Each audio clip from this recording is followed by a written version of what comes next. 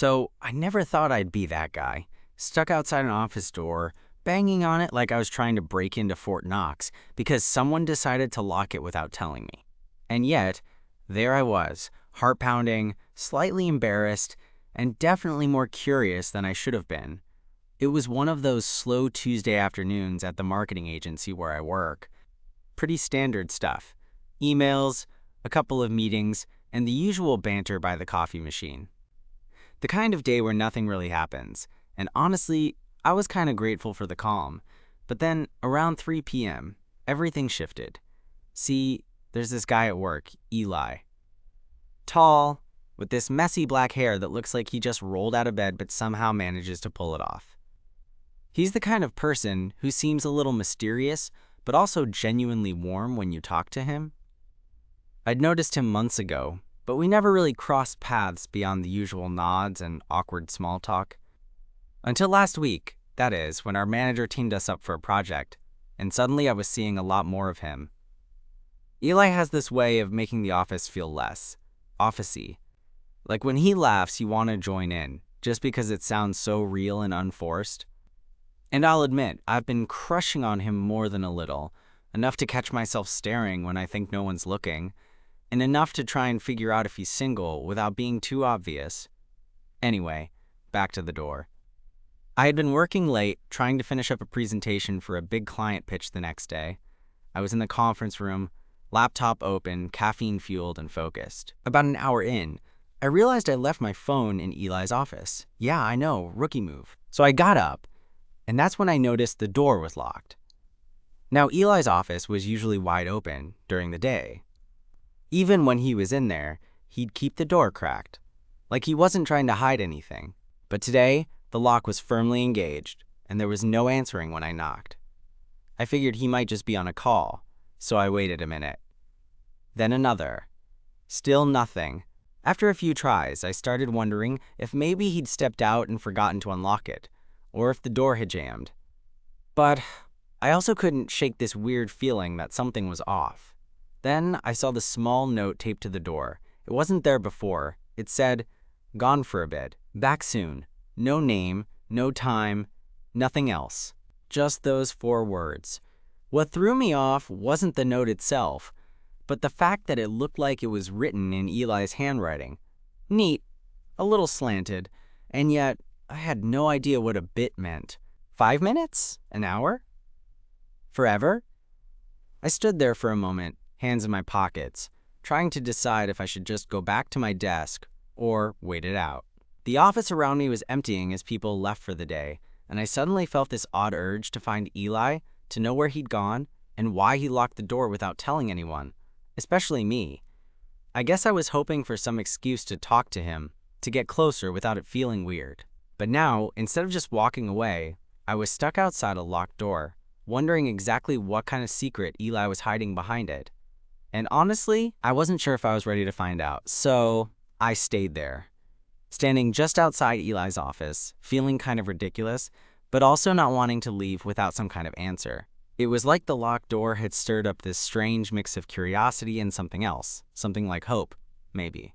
Or maybe just anxiety.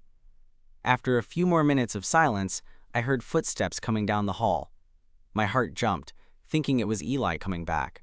But no, it was Sam from accounting, carrying a stack of papers and looking at me like I was part of some secret meeting, or maybe just lost. "Hey man, you okay?" Sam asked, tilting his head.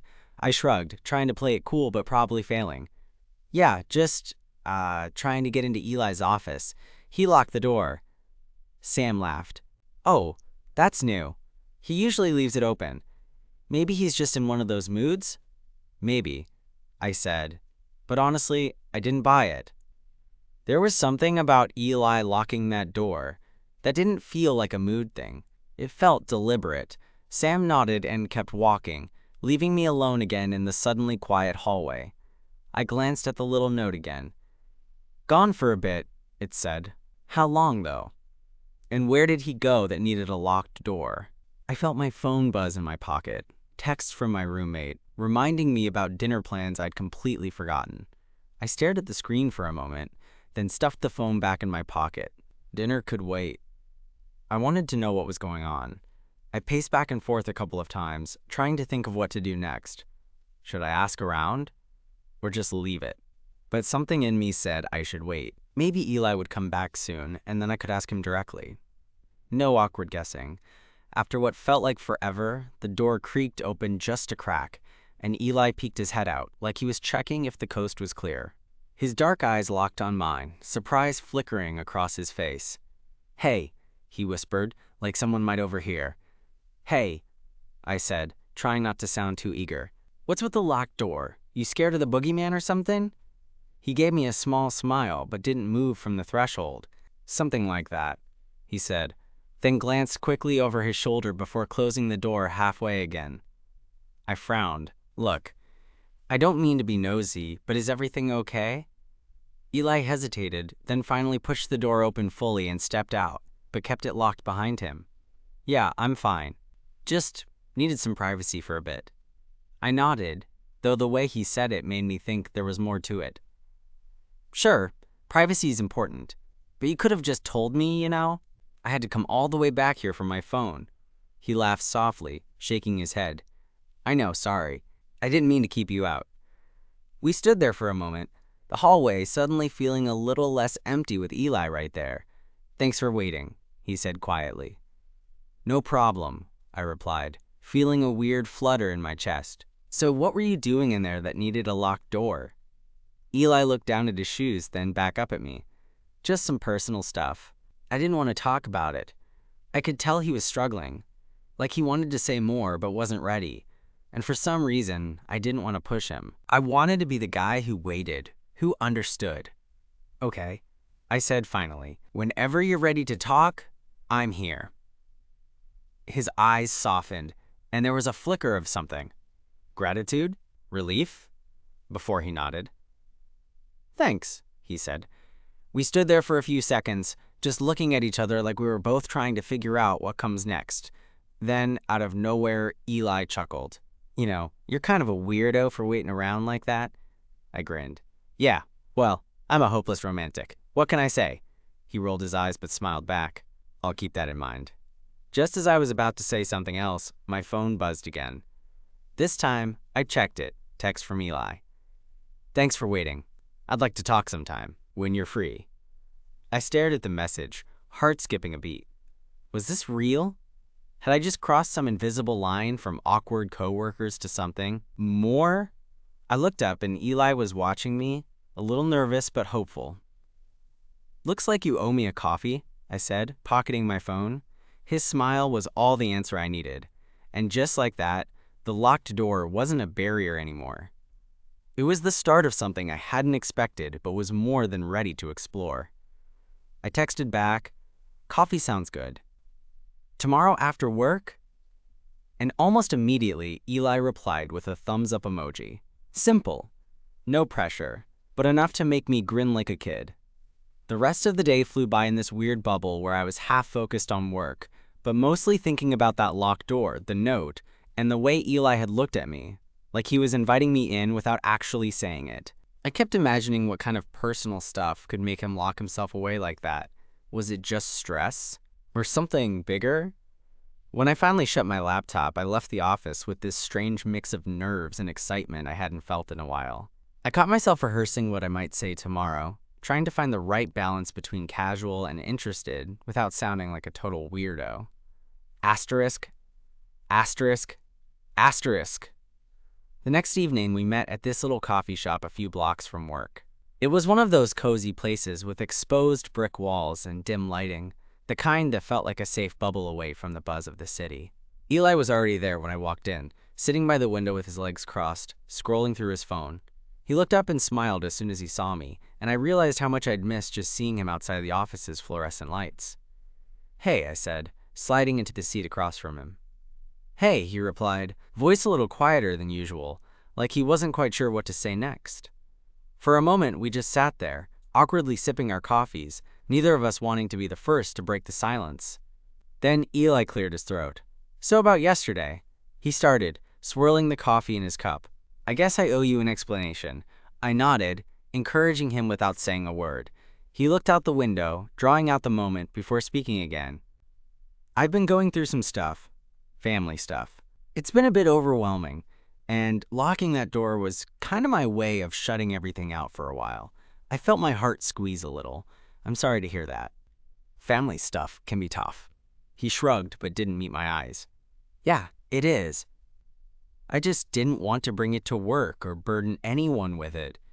I leaned forward a little, lowering my voice. You don't have to carry it alone, you know.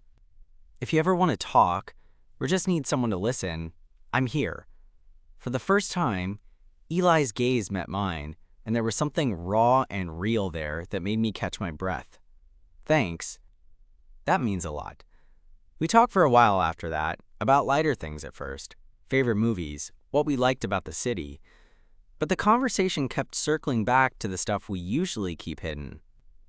And somehow, talking like that with Eli didn't feel scary or vulnerable. It felt like trust. At one point, he reached across the table, brushing his fingers lightly against mine. It was such a small gesture, but it sent a jolt through me. I looked up and he was watching me, a little smile tugging at the corner of his lips. Sorry, I don't usually do that, he said, voice barely above a whisper. I shook my head, grinning.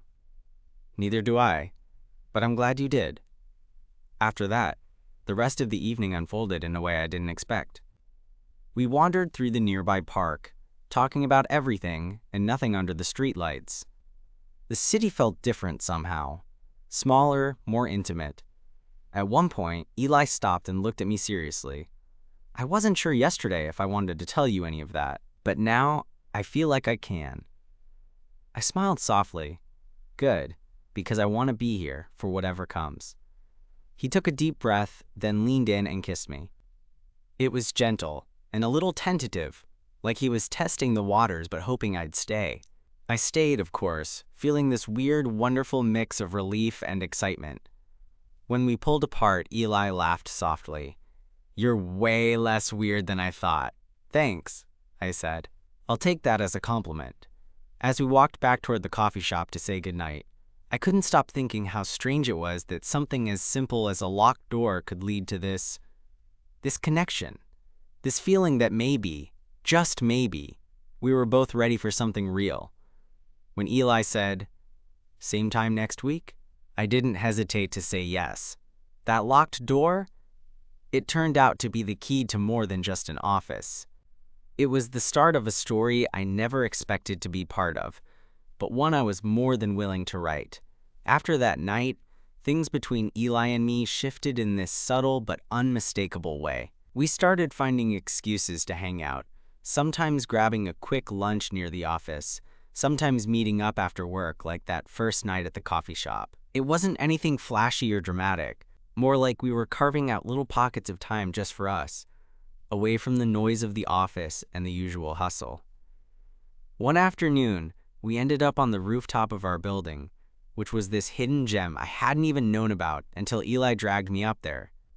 The city stretched out around us, sun warming our skin, and for a few minutes it felt like the world had slowed down just enough for us to catch our breath. I used to come up here sometimes when things got too much, Eli said, kicking at a loose brick. It's quiet, almost like my own little bubble. I nodded, understanding exactly what he meant. I get that. I've got a spot in my apartment where I go when I need to think. Sometimes a guy just needs to disappear for a minute. Eli glanced at me, a little smile playing on his lips. Maybe we could disappear together sometime. I laughed, feeling the warmth in my chest spread. I'd like that. But as things were getting better with Eli, there was this one nagging feeling I couldn't shake. The whole family stuff thing he mentioned had me worried.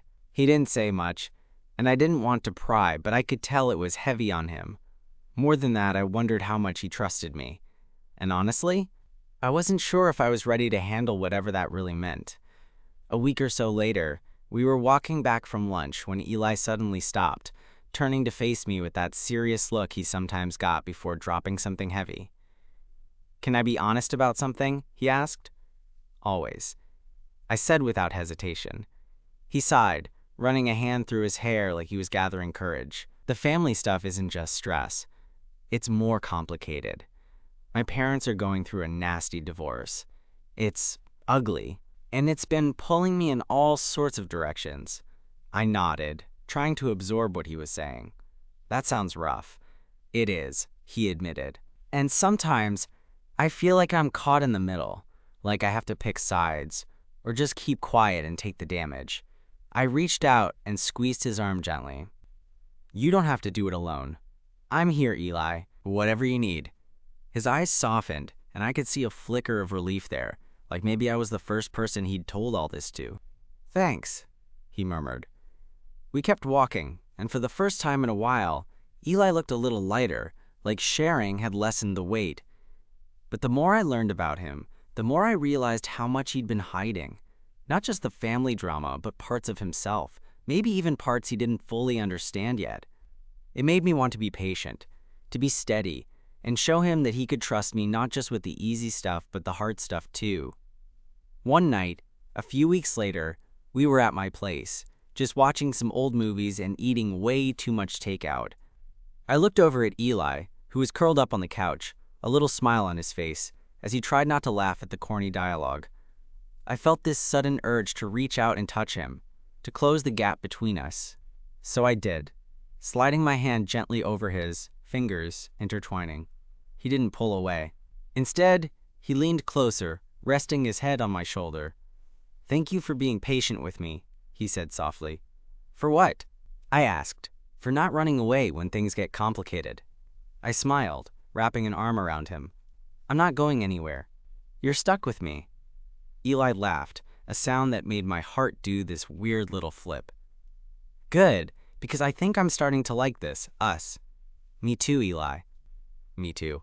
But just as everything was starting to feel right, the office threw a curveball. Our manager called an unexpected meeting, and the whole team had to regroup for a new project, one that would mean longer hours, more pressure, and honestly, less time for our late-night hangouts. I could see the worry flash across Eli's face when the news broke. This is going to make things harder, he said quietly one evening, as we sat side by side in the break room.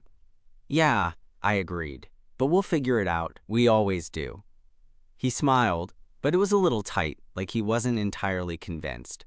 That night, as I lay in bed, I thought about the locked door again, how it had been this weird, unexpected catalyst for everything that followed. And now, with the new project looming, it felt like there might be more doors closing in, and maybe some we'd need to open together. I wasn't sure what the future held, but I knew one thing for certain. I wasn't going to let that door slam shut on us. Not without a fight. The next few weeks were intense. The new project was exactly what we'd feared. Tight deadlines, constant client calls, last-minute presentations. The kind of thing that please mess the life out of you by 7 p.m. and leaves you staring at your screen way past midnight. And with the pressure mounting, Eli and I found ourselves struggling to find time for those easy, in-between moments we'd come to rely on. I noticed it first in the little things.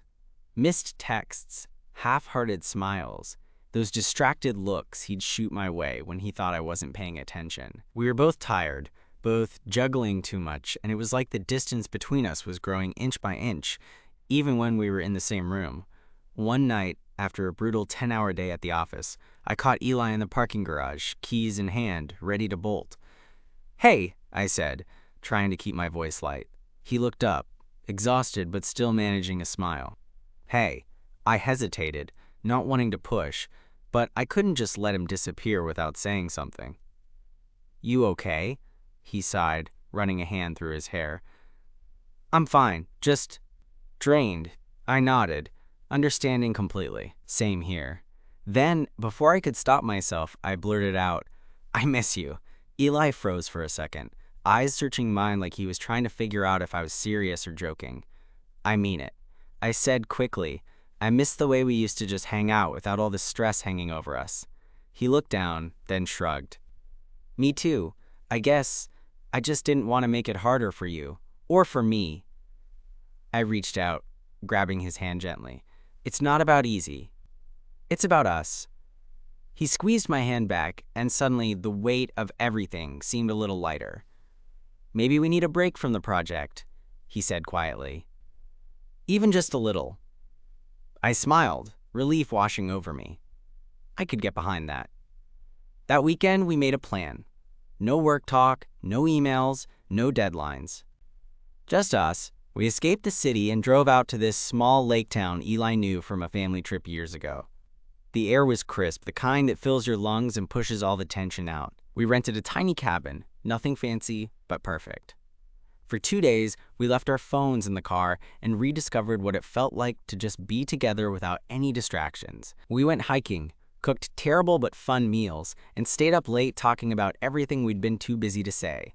One evening, after a quiet dinner, Eli looked at me, his eyes soft in that way I'd come to love. "I'm sorry I shut you out," he said. "I thought keeping things to myself was easier, but it just made me feel more alone." I shook my head. "You don't have to do that." "Not with me." He smiled, leaning in to kiss me, a kiss that was full of promise and the kind of hope I hadn't felt in a long time. When we got back to the city, things didn't magically get easier, but we had a new rhythm. We found small ways to stay connected: morning coffees, quick text check-ins, the occasional stolen kiss in the hallway. One afternoon, Eli surprised me by showing up at my desk with 2 tickets. "Thought we could use a break," he said, grinning. We ended up at a small jazz club that night, music wrapping around us like a warm blanket. Sitting there with Eli beside me, I realized how much I'd come to rely on him, not just as a crush or a boyfriend, but as a person who made life feel less chaotic and more meaningful. After the set, Eli turned to me, eyes shining. "Thank you for sticking around," he said. I smiled, feeling a lump in my throat. "I'm not going anywhere." But just as things felt like they might finally settle into something steady, life threw another curveball.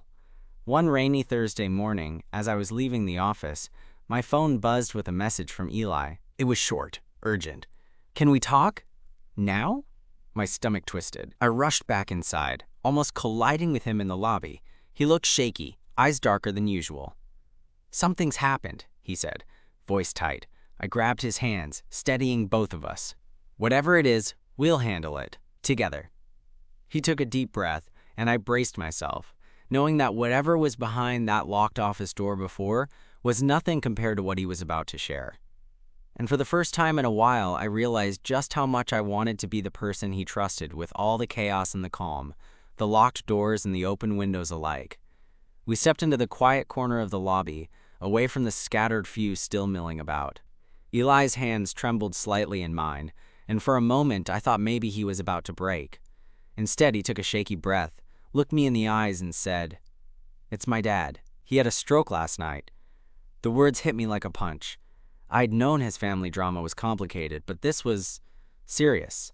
I squeezed his hands tighter, trying to offer whatever strength I could. "Do you want to talk about it?" I asked gently. Eli shook his head. "I'm still trying to process it myself. I don't know what'll happen. Mom's overwhelmed, and I can't just ignore this anymore." I nodded, the weight settling over me. "You don't have to go through this alone. I'm here. Whatever you need." He swallowed hard and gave me a weak smile. "Thanks. That means more than you know." We ended up leaving the office together, the rain pounding outside reflecting the turmoil inside. Neither of us was ready to head home to empty apartments filled with silence and worry. So we went to a small diner down the street, the kind with red vinyl booths and neon signs buzzing softly. Sitting there, wrapped in a blanket of rain and the dim diner light, Eli finally started opening up. He talked about his dad, the man who'd been the rock of their family until recently, the one who'd always been too stubborn to rest. He shared bits about the fights his parents had, the guilt he felt not being there more, the exhaustion from trying to be the glue holding everything together. Listening to him, I realized how much Eli had been carrying, alone, silent, locked behind that office door and in his own head. "You don't have to be the glue all the time," I said softly. "Sometimes, it's okay to be broken too. You don't have to hold it all." Eli looked at me, and for the first time I saw tears welling up in his eyes. He blinked them away, but I could tell the dam was close to breaking. "I don't want to be weak," he whispered. "You're not weak," I said firmly. "It takes a hell of a lot of strength to face this stuff, to keep going when everything's falling apart." He reached across the table and took my hand again, gripping it like it was a lifeline. "Thank you for being here." And in that moment, I felt something shift. like the distance between us dissolved, replaced by this fierce, fragile bond. It wasn't about just romance anymore. It was about being there for each other when life got ugly and complicated. The next few days were a blur of hospital visits, phone calls, and more rain than I thought the city could handle. Eli was quiet but determined. I tried to be his anchor, dropping by whenever I could, bringing coffee, sitting with him in waiting rooms, listening when he needed to vent or just sit in silence. One night, after a particularly long day at the hospital, Eli and I found ourselves outside, standing under the flickering light of a street lamp. The rain had stopped, but the air was thick with that damp, heavy feeling that lingers after a storm. He looked at me, eyes tired, but steady. "I'm scared," he admitted. "Not just about my dad, but everything else. The fights, the future, I don't know how to handle it." I pulled him into a hug. "You don't have to. Not all at once.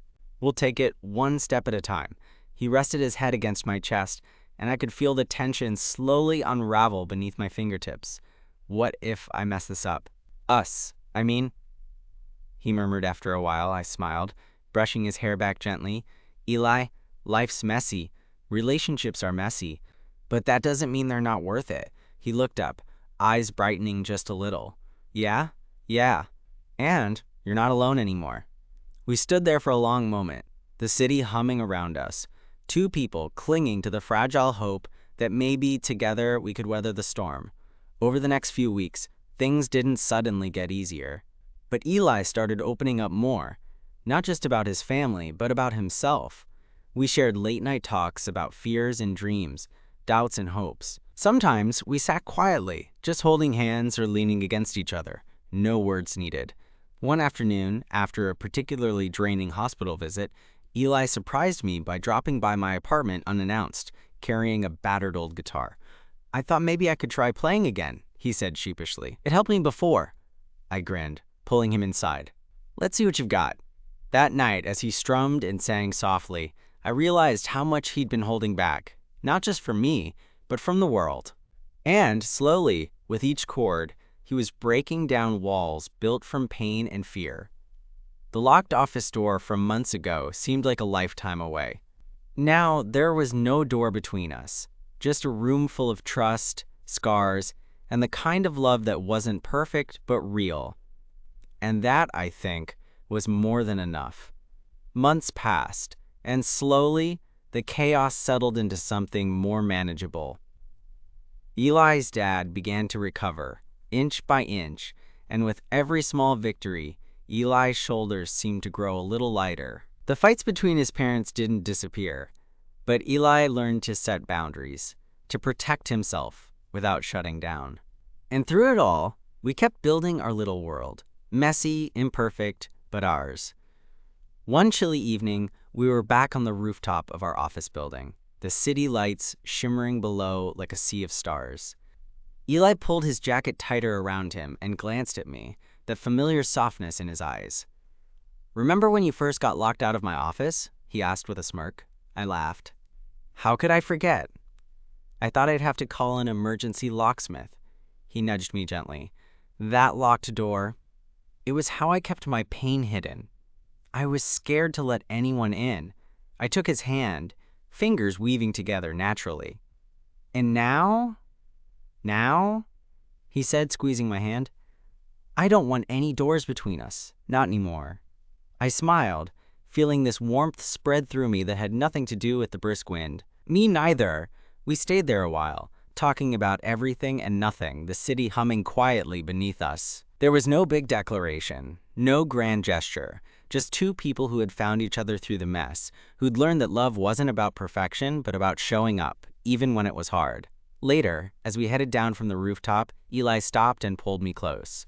"I don't have all the answers," he admitted softly, "but I know I want to figure it out with you." I rested my forehead against his. "Same here. Let's take it one step at a time." In that moment, everything felt right. The locked door that once kept us apart had become a symbol, not of distance or fear, but of the courage it takes to open up, to trust, and to love. And as we walked back into the hum of the city, hand in hand, I knew that whatever came next, we'd face it together. No locks, no barriers. Just us.